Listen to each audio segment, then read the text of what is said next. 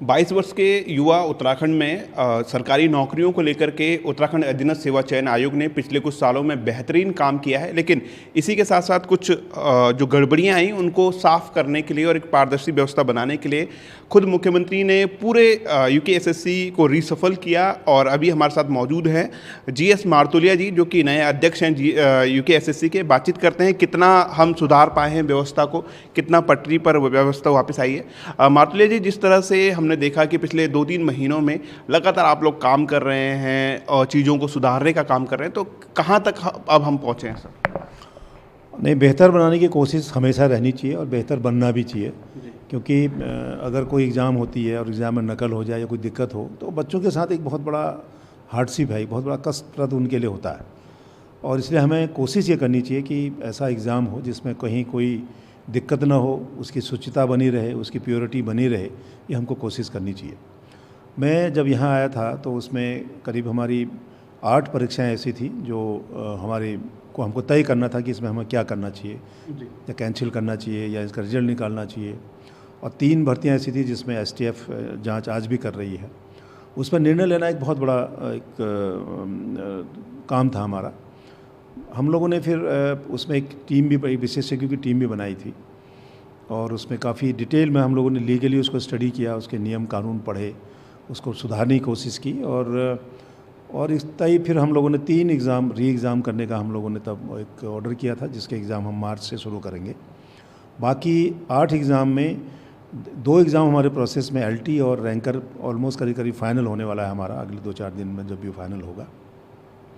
फिर हमारी 6 परीक्षाएं और बच जाती हैं, जिसको हम चरणबद्ध तरीके से, हमारी कोशिश होगी कि हम इसको फरवरी एंड तक ये सारी चीज़ों को बाहर करें, निकाल दें, पेपर निकाल दें, रिजल्ट निकाल दें, जो एग्ज़ाम होने एग्ज़ाम हों, जिनके रिजल्ट निकल लो, ताकि एक अनिश्चितता की स्थिति जो है वो ख़त्म हो। बिल्कुल सर, अनिश्चितता की स्थिति बनी हुई है, बच्चों में लोग तैयारियां कर रहे हैं। क्या भविष्य होने जा रहा है सर आयोग का? क्या वापस दोबारा से जिस तरह से परीक्षाओं की डेट निकलेगी, नई परीक्षाएं आएगी, और कितने हमारे पास अध्याचन पेंडिंग है, कितने आने हैं, तो उसको लेकर के आगे क्या किस तरह का भविष्य सर माने यूकेएसएससी का? नहीं, ऐसा आज की डेट में अगर आप देखेंगे तो हमारे पास जो महत्वपूर्ण जो हमारा जो सबसे बड़ा काम है वो 3 परीक्षाएं कराना, जिसको हम मार्च से शुरू कर रहे हैं, सेकेंड वीक से, जो हम लोगों ने री एग्ज़ाम करने का आदेश किया था, जिसमें स्नातक स्तरीय, वन दरोगा और सचिवालय रक्षक। उसके अलावा 7 एग्ज़ाम ऐसे हैं जिनका हमको परिणाम निकालने हैं।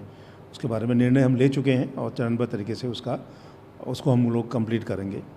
उसके बाद ये सब चीज़ें हो जाएंगी। उसके बाद फिर हमारी कोशिश होगी कि हम अब नए सिरे से अध्याचन ले करके अप्रैल से हम शुरू करें कि सभी डिपार्टमेंट को लिखें, अपने अपने जो उनके वैकेंसीज़ हैं उसको हम लोगों को भेजें वो लोग, ताकि जुलाई में, क्योंकि चयन वर्ष जुलाई से होता है अब, तो जुलाई से हम लोग अपने काम को शुरू करें। ये काम अप्रैल से हम लोग विभागों को चिट्ठी लिखना प्रारंभ करेंगे। हमारी कोशिश होगी कि हम पुनः दोबारा परीक्षा हम खुद शुरू करें। जो अभी हमारे पास है वो तो हम करेंगे ही, उसमें कोई दिक्कत नहीं है। जी सर। अच्छा सर, ये वन दरोगा को लेकर के काफ़ी सारा बीच में बच्चों ने बवाल भी किया, काफ़ी सारी उनकी क्वेरीज थी, और ये देखने को मिला क्योंकि एग्ज़ाम हो चुका था, इसमें फिजिकल वेरिफिकेशन भी हो चुका था। तो अगर सर हम बात करें तो जो पिछले अध्यक्ष थे उनका भी कहना था, आप लोगों ने भी कई बार कहा कि जो मेहनती बच्चे हैं उनकी मेहनत को बर्बाद नहीं होने दिया जाएगा, और ये नेचुरल लॉ ऑफ जस्टिस भी कहता है कि जो बेकसूर है उसको सज़ा नहीं मिलनी चाहिए। लेकिन ये बच्चों का ये कहना है कि हमारी क्या गलती है, अगर कहीं पर वो उन्होंने मेहनत करके वो आए हैं, तो उनको क्या कहना चाहेंगे सर कि कहीं ना कहीं जो बेकसूर हैं, जो लोग मेहनत से पास होके आए हैं, उनको भी सज़ा मिल रही है? देखिए, ऐसा हो जाता है। मेरे ख्याल है जितने भी, जैसे हमारे स्नातक स्तरीय की बात भी करें, अगर आप सचिवालय रक्षक की बात करें, उसमें वन दरोगा भी है, एक भी बात करें, सब जगह यही है। उसमें सारे लोगों ने नकल किया ऐसा नहीं है कि सारे लोगों ने नकल किया, उसमें इनोसेंट बच्चे काफ़ी होंगे, ये बिल्कुल सहमत हूँ मैं इनकी बात से। लेकिन उनको सेग्रीगेट करने की कोशिश करें कि इसने नकल किया, इसको नकल नहीं किया, इतना आसान नहीं है जितने आसानी से बच्चे कह रहे हैं। देखिए, इस एग्ज़ाम में क्या हुआ था, शुरू में ही इसमें करीब 2,500 से ऊपर आपत्तियाँ आई थी। शुरू में एग्ज़ाम होते ही 2,500 के ऊपर आपत्तियाँ आई थी, जिसमें 350 के आसपास आपत्तियाँ बिल्कुल सही पाई गई थी शुरुआत में ही।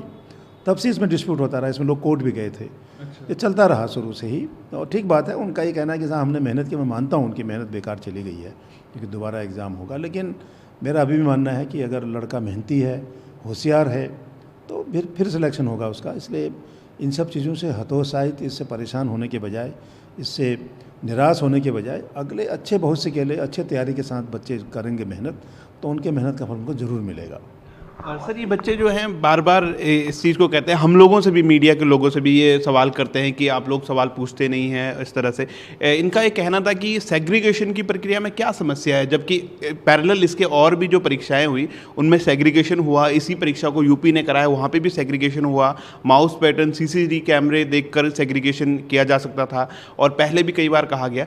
सेग्रीगेशन में क्या तकनीकी समस्या आई सर, जो आप बताना चाहेंगे, बच्चों के सवाल जो उनके आशंका, उनका जवाब देना चाहेंगे? देखिए, सेग्रीगेशन करना सबसे बड़ा काम तो मतलब कमीशन का सीधे नहीं रहता है। अच्छा। क्योंकि जब तफ्तीश हो रही किसी चीज़ की, तो तफ्तीश में तय भी हो जाएगा किसने किया किसने नहीं किया। नकल इतना बहुत आसान नहीं है। हमने एसटीएफ से भी बात किया था, और देखिए कुछ तो बिल्कुल प्रूवन है कि इन लोगों ने किया, कुछ सस्पिशियस हैं, संदिग्ध बच्चे भी हैं उसमें, जिनका एड्रेस नहीं पता मुझे। तो उन लोगों के बारे में कौन सेग्रीगेशन करेगा, उनको सेग्रीगेट कौन करेगा? तो अगर 1% भी अगर किसी एग्ज़ाम की पवित्रता भंग हो गई, उसकी शुचिता खराब हो गई, तो मेरे हिसाब से, और हमें नहीं, फिर उसके हिसाब से हमें इवन कानूनी जो पुराने जजमेंट को आप देखेंगे, अगर कहीं पर थोड़ी भी गुंजाइश में अगर किसी एग्ज़ाम के ऊपर क्वेश्चन हो गया, और तो उसमें हमें उसका बेस्ट ऑप्शन ये है कि उसका हम री एग्ज़ाम कराएं। और मेहनती बच्चों के लिए कहीं भी दिक्कत नहीं है। देखिए, सबसे बड़ी चीज़ है कॉन्फिडेंस, विश्वास किसी संस्था के ऊपर क्या होगा। अगर आपने एक बच्चा भी अगर गलत भर्ती हो गया, तो वो पूरे 60 साल तक आपको तंग करेगा। जिसको गवर्नमेंट की पॉलिसीज़ को डिलीवरी करनी है, गवर्नमेंट के पॉलिसीज़ को इम्प्लीमेंट कराना है, जो आदमी एक बच्चा भी अगर गलत तरीके से भर्ती हो गया, तो वो काम नहीं करेगा। अब आज क्या हो रहा है कि पुलिस के सब इंस्पेक्टर में लगाए थे, 20 लोग बेचारे, 20 लोग सस्पेंड हो गए अभी, लड़के रडार में नकल किया इन लोगों ने। और वो विभाग के लिए कितने अच्छे थे नहीं थे, आप पता लगेगा कि वो 20 बच्चे क्या अच्छे लड़के थे या नहीं थे। शॉर्टकट भर्ती हो गया तो इसका मतलब उनके नॉलेज भी उतना ही कम होगा उनके पास। उनका पूरा फिल्टर हो गया, लेकिन वो नौकरी कर रहा है, उसको जानकारी नहीं है। अगर बिल्कुल नकल करके आएगा तो उसकी उतना ही उसकी नॉलेज भी कम होगी। तो ये चीज़ें नहीं आनी चाहिए। अगर किसी जहाँ थोड़ी सी भी शक की गुंजाइश हो गई, तो सेग्रीगेट करना बहुत आसान नहीं है। इवन इसमें जो इनका, जैसे पुराने अध्यक्ष जी का कहीं स्टेटमेंट पेपर में पढ़ रहा था मैं, कि सेग्रीगेट कर सकते हैं ऑनलाइन एग्ज़ाम को। ये भी 50,000 बच्चों का सेग्रीगेट, उनके बिहेवियर को, उनके एक्टिविटीज़ को चेक करना इतना आसान काम नहीं है। 50,000 के बिहेवियर चेक करना इतना आसान नहीं है। अच्छा, 50,000 बच्चे ये सभी का तो होगा जो बैठे, उनका हर आदमी का चेक करिए ना। फिर ये भी कह रहे सर कि पूछताछ भी इनसे नहीं, पूछताछ की तो ज़रूरत ही नहीं है। देखिए, हम ये कह रहे हैं कि अगर आपका क्वेश्चन हो गया कि साहब आपने नकल करा दी, या आपने उनको पेपर पहले बता दिया, तो ये कैसे तय करेंगे इसने क्या? तो उसमें तो फिर यह है कि इंडिविजुअल कैंडिडेट के बिहेवियर को चेक कराएं। वो संभव है, लेकिन 50,000 को चेक करें संभव नहीं है। और किस एग्ज़ाम में हुआ, कहाँ हुआ, ये संभव नहीं है। और पुराने अध्यक्ष ने ठीक कहा, अगर वो कर सकते तो उनको करना चाहिए था। ये तो उनके, जब उनके समय एग्ज़ाम हो गए थे तब सेग्रीगेट हो गए होते, तो इतनी प्रॉब्लम नहीं आती। लेकिन मेरा जो अपना माना है, जो मैंने कानूनी रूप से लीगली उसका एग्जामिन किया मैंने काफ़ी डिटेल में, हम लोगों ने करीब करीब सुप्रीम कोर्ट, हाई कोर्ट के हज़ारों केसेस, मतलब कई 100 केसेस हम लोगों ने स्टडी किए हैं। और मेजॉरिटी केसेस में और री एग्ज़ाम दोबारा, इवन पूरी विज्ञप्ति ही कैंसिल की गई है। लेकिन हमारे उत्तराखंड हाई कोर्ट का एक आदेश है, जिसमें पटवारी जो शुरू वाला हुआ था हमारा 15 में, उसमें बहुत अच्छा था। उन्होंने 2 ऑप्शन दिए थे कि पूरी नई विज्ञप्ति निकले। नई विज्ञप्ति में क्या होगा कि दोबारा फॉर्म भरेगा, उसमें कई लोग एज बार भी हो सकते हैं। दूसरा ऑप्शन ये था कि हम उन्हीं बच्चों का एग्ज़ाम करें जो उसमें अपीयर हुए थे। और बेहतर ऑप्शन जो मुझे लगा कि उन्हीं बच्चों के एग्ज़ाम होने चाहिए जो इसमें अपीयर हुए थे, ताकि उनको दोबारा फॉर्म नहीं भरना पड़ेगा। किसी को एज बार हो जाए उससे उसको दिक्कत नहीं होगी, और कंपटीशन भी उन्हीं बच्चों में होगा जो पहले थे, उसमें संख्या नहीं बढ़ेगी। और नया विज्ञप्ति निकालते हैं, हर सभी देंगे, मतलब सभी देंगे फॉर्म भरा था, जिन्होंने फॉर्म नहीं, जिन्होंने जो अपीयर हुए थे तब, जो दरोगा वाले में। अच्छा, उस समय की बात कर रहे हैं? उस टाइम नहीं, अभी भी बात कर रहा हूँ। इसमें वही बच्चे अपीयर होंगे जो उस टाइम प्रेजेंट थे। उस टाइम 2.5 लाख बच्चे थे, तो 1.5 लाख नहीं, 1.5 लाख ही बैठेंगे, 2.5 लाख नहीं बैठेंगे। जो अपीयर जिन्होंने एग्ज़ाम दिया, उन्हीं लड़कों को इसका मौका मिलेगा। और मेहनती बच्चों को देखिए दिक्कत अभी भी नहीं है। अगर मेहनत कर रहा है, बच्चा निकलेगा। और कुछ ऐसे भी लोग मिले हैं मुझे, अभी बीच में ऐसे मिलते रहते हैं कि साहब जो ये कहते हैं साहब सारी भर्तियों को कैंसिल करो, वो उनका तर्क कुछ और रहता है। हर अपना अपना तर्क है, अपना अपना सोचने का तरीका है।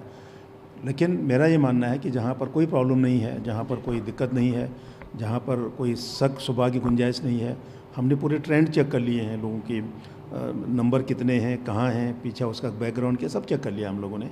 जहाँ ऐसा नहीं है, जहाँ कोई डाउट नहीं है, वहाँ रिजल्ट निकालने में कोई तकलीफ नहीं होनी चाहिए। हम वो काम कर भी रहे हैं। अच्छा सर, एक लास्ट पॉइंट जो इनका ये कह रहे थे कि एसटीएफ ने कोई रिपोर्ट अपनी नहीं दी उस तरह से, क्योंकि जांच चल रही थी। और दूसरा ये भी पॉइंट ये हमेशा रखते हैं कि इतने समय में परिस्थितियाँ बदल जाती हैं किसी के, जब वो तैयारी उस समय कर रहे थे, अब जब तैयारी कर रहे हैं, कहते हैं समय बदलता है। तो उस सवाल का किस तरह से जवाब देना चाहेंगे? देखिए, ये एसटीएफ की इंक्वायरी तो चलती रहेगी, तो पता नहीं कितना चलेगी, कुछ नहीं कह सकते आप। एक मेरे पास एक ऑप्शन और था कि मैं इस विवाद में पड़ता ही नहीं। मैं कहता एसटीएफ को करने दो साल भर, तब करेंगे। तो उस साल भर इन बच्चों का क्या होता, नहीं तो रिजल्ट निकलता, ना कुछ होता, अनिश्चितता बनी रहती, पड़े रहते आप, मुझे क्या फ़र्क पड़ रहा था। लेकिन ये उचित नहीं है। देखिए, हमें डिसाइड करना चाहिए, डिसीजन लेना चाहिए हम लोगों को। हमने लिया और एक बेहतर विकल्प के साथ हमने लिया है। अगर बच्चा ये कहता है कि साहब परिस्थितियाँ बदल गई, मैं पढ़ नहीं पा रहा हूँ, तो ये गलत बात है। देखिए, कभी भी लोगों को मेहनत करने से पीछे नहीं हटना चाहिए, प्रयास लगातार करना चाहिए। देखिए, असफल हो जाने के बाद मैं छोड़ थोड़ी दूंगा। असफलता ही सफलता की कुंजी, ऐसा कहते हैं जी।